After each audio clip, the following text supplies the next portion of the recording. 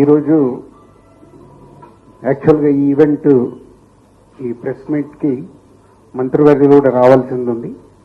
పోతే ఆ ఇన్సిడెంట్ వల్ల ఈరోజు ఆ ప్రోగ్రామ్ని క్యాన్సిల్ చేసి మీడియా మిత్రుల ద్వారా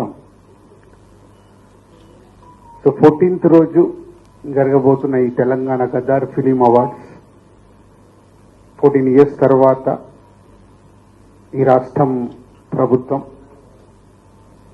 ఈ కార్యక్రమాన్ని పెట్టడం, దాన్ని విజయవంతం చేయాల్సిన రెస్పాన్సిబిలిటీ ఎఫ్డీసీతో పాటు film industry and media.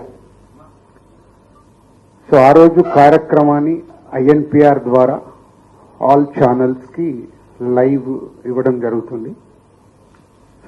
INPR ద్వారా మీరు కమ్యూనికేట్ చేసుకొని ఆ ఈవెంట్ని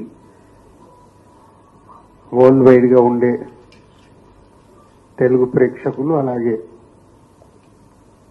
అదర్ లాంగ్వేజ్లు కూడా ఇప్పుడు పాన్ ఇండియా అయిన తర్వాత మన హీరోల సినిమాలు ప్రపంచవ్యాప్తంగా రిలీజ్ అవుతున్నాయి.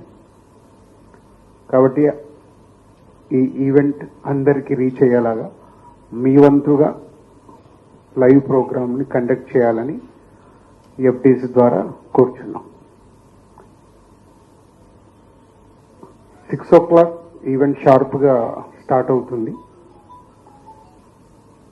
2014 నుంచి 2023 వరకు every year three best films, ప్రతి బెస్ట్ ఫిలింకి hero, heroine, producer and director 4 awards ఇవ్వడం అనేది ఇప్పుడు ఈ తెలంగాణ గదర్ ఫిలిం అవార్డ్స్ నుంచి ఇంట్రడ్యూస్ చేస్తున్నాం.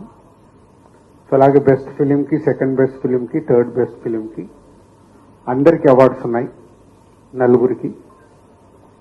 అలా ఎవ్రీ ఇయర్ 3 ఫిలిమ్స్ టు 2023 వరకు ఎవ్రీ ఇయర్ ఉండే 3 ఫిలిమ్స్కి 4 అవార్డ్స్ ఇవ్వడం జరుగుతుంది. ఇది చాలా మందికి కమ్యూనికేట్ కాలేదని అన్నారు. ఇది కూడా మీడియా మిత్రులు ఇది అందరికీ రీచ్ అయ్యేలాగా చేయాలని కోరుకుంటున్నాను. అలాగే 2024లో ఏవైతే అవార్డ్స్ అనౌన్స్ ఉన్నాయో అవన్నీ అందరికీ ఇన్విటేషన్స్ కూడా ఈరోజు రీచ్ అయ్యాయి. తెలుగు చలనచిత్రలో ఉండే అందరికీ ఎఫ్డీసీ చైర్మన్గా నా విన్నపం, అందరూ పార్టిసిపేషన్ చేసి 14 సంవత్సరాల తర్వాత జరుగుతున్న ఈవెంట్ని సక్సెస్ చేయాల్సిందిగా అందరినీ కోరుకుంటున్నాను. Thank you.